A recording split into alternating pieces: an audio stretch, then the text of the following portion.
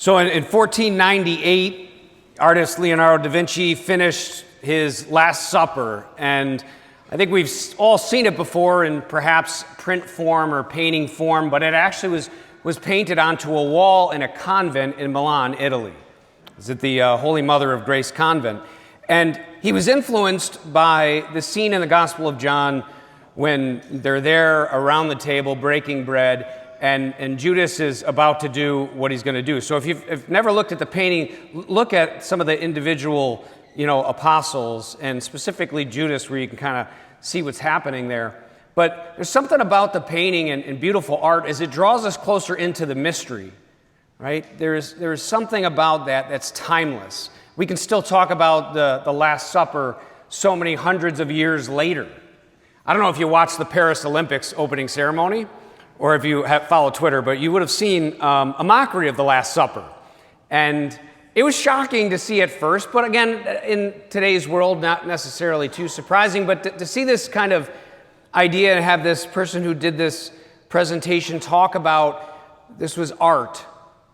I couldn't see a clearer juxtaposition of something people will not remember for hundreds of years that mocked the faith of billions of Christians, to something done in a convent in Milan, Italy, that we still look at today.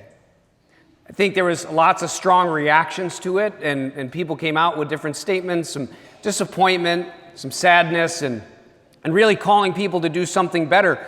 But this is the way it is in the world.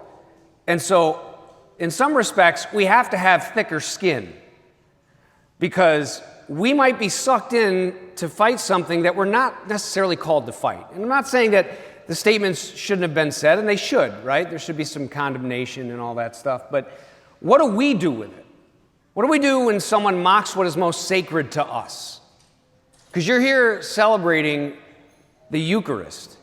We're here to celebrate Mass, the sacrifice of Christ, once and all sacrifice of Jesus Christ, made represented to us here. What do we do when we find that our who we are conflicts with the world? Well, a way the world deals with it is they run into conflict. I suggest we run more deeply into the sacred mystery that we're celebrating, that we really start to cherish and relish this invitation of the Lord who desires to feed us. We heard the reading from Elisha, that first from Kings with Elisha, and then we also heard the feeding of the 5,000, and that's setting up the Eucharist in the Gospel of John. So specifically the Gospel, this is chapter 6, the Bread of Life Discourse. If we want to understand more deeply the mystery of the Eucharist, it's a good place to go. John never really recounts the Last Supper the same way Matthew, Mark, and Luke do. We don't hear the words of institution, this is my body, this is my blood. What we hear in John, and we will continue to read this over the next couple of weeks, is we hear this unfolding and this teaching of Jesus literally giving his body and his blood for them. Jesus says in today's gospel, to kind of pique our interest, right? He says, where can we buy enough food for them to eat? He asks this of Philip. Now, there is no possible way they're going to feed those people. And Jesus, of course, knows this. In fact, the gospel says he said this to test them. Well, it's kind of teasing things out. Well, we can't feed these people. We don't simply have enough. What Jesus is doing is awakening within our hearts a desire to be fed in our souls. Have the people recline, Jesus says. Right? There's only a couple of phrases that are recorded here. We'll have them sit down. You can't do anything. I'm going to take care of this, right? That's kind of the message. And then afterwards, gather the fragments left over so that nothing will be wasted, so that all will be fed, and even more so that they can consume and take in.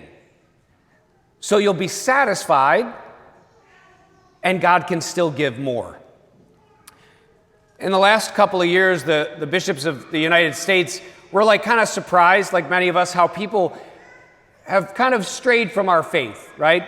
Cradle Catholics, even maybe a lack of understanding of what the Eucharist really is, that it truly is the body and blood of Jesus, that there's been these kinds of just slow moving away from what the church has taught for millennia, which is that Christ is truly present, body, blood, soul, and divinity in the Eucharist. So in that, the bishop said, all right, well, let's focus on like a good revival, a few years of like focusing on what the Eucharist is, who the Eucharist is, and that we can enter more deeply into that mystery. So they had this huge rally. It was 50,000 people where the Colts play in Indianapolis. Pretty impressive if you're able to watch this at all. If not, I'm sure you can find it on YouTube, stream it. But 50,000 people there listening to speakers, praying.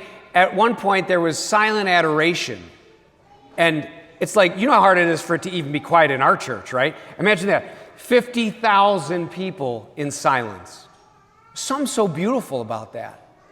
And in that, there were some famous people that spoke. There were religious sisters, there were laity, there were priests, there were bishops, all wonderful presenters, all people who love their Catholic faith.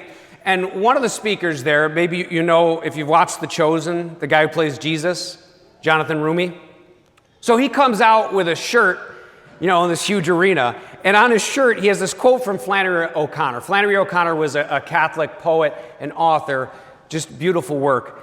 And on the shirt it says this: "If it's just a symbol, then to hell with it.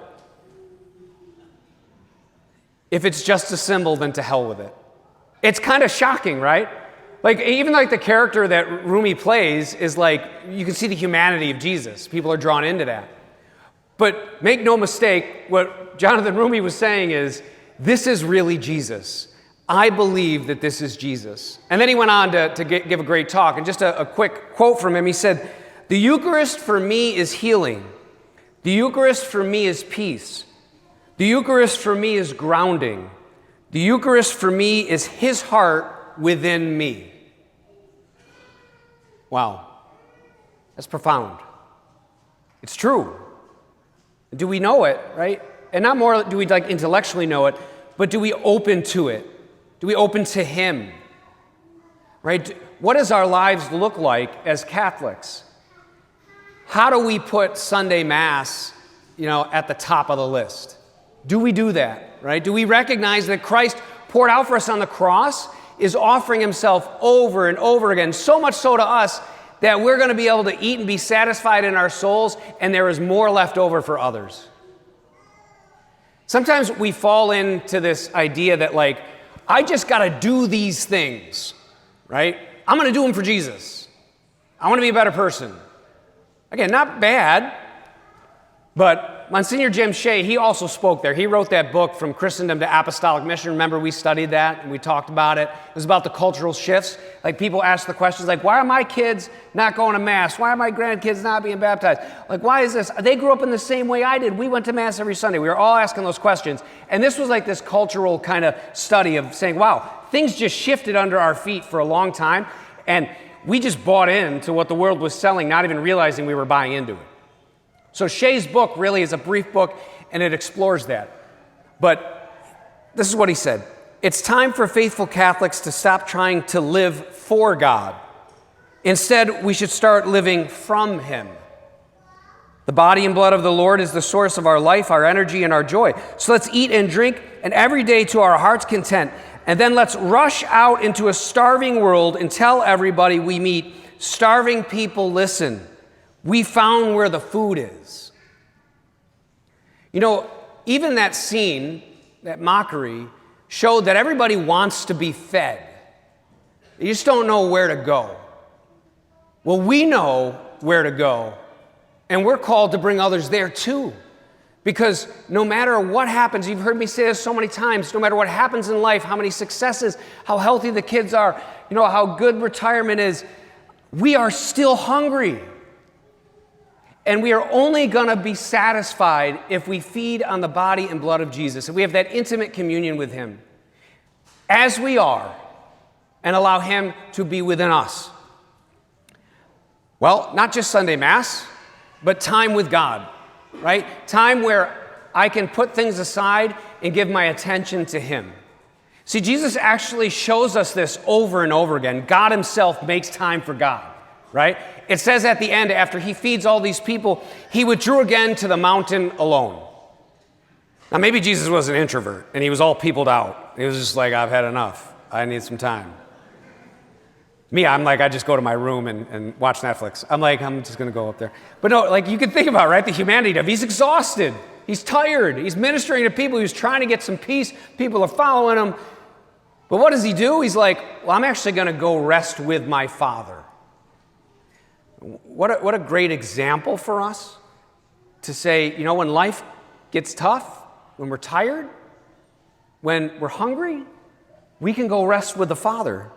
If we do that, that also is going to inform our approach to Mass. Because Mass is, Pope Francis says, it's prayer par excellence. Like it's like the supreme form of prayer because it's Christ's sacrifice and his resurrection made present. It is. But there has to be this kind of receptivity and responsiveness, right? That I receive from God, then I respond. I receive from God, I respond. That I am in prayer with him. And you can do this. Doesn't matter what your life looks like. Doesn't matter how many hours you work in a week, what's going on with the kids or grandkids or where you're volunteering. Like, you can do this. You can set that time aside. And let the motivation be, I'm actually going to get fed. I'm going to feel satisfied. Jesus wants you there. So the next couple of weeks, when we hear from the Bread of Life discourse, I also want to use this book that I read, Father Timothy Gallagher wrote. It's called A Biblical Way to Pray the Mass. I think we all can benefit from entering more deeply into the mystery that's happening here. And the beautiful thing about what he does is, using his founder, he took his journal, and there's like points at the Mass that correspond to biblical encounters, stories that you would remember. So just a couple of them, for instance, like humbly seek forgiveness like the tax collector. He's talking about the tax collector who's standing at a distance and is asking for forgiveness, and Jesus sees him and sees his heart. So like as we approach the penitential act, that we would think about that, like our need for forgiveness. Or to profess the faith with the courage of the martyrs. We're going to say the profession of faith. Like, can I say it with conviction? Right? Like, we'll go a little bit more deeply into this. Last example. Go forth from the Mass with the zeal of an apostle. Knowing that after they encountered Christ, Christ fed them, that they went out and they told people about him. That their lives preached and their words preached. You know, in the 4th century, I think there was something like 39 priests or bishops who were brought into the emperor because they were celebrating Mass and it was illegal. It was against the law. And so, as a result, they were put to death. But in one encounter, it's remembered that as this priest was being questioned, his response was this. He said, Sine Dominico non possumus. Without Sunday Mass, we cannot live. So without the Eucharist, our souls are not alive. Like the crowds that follow Jesus, to be fed miraculously, let's be intentional to come to Jesus to be fed and also to bring others.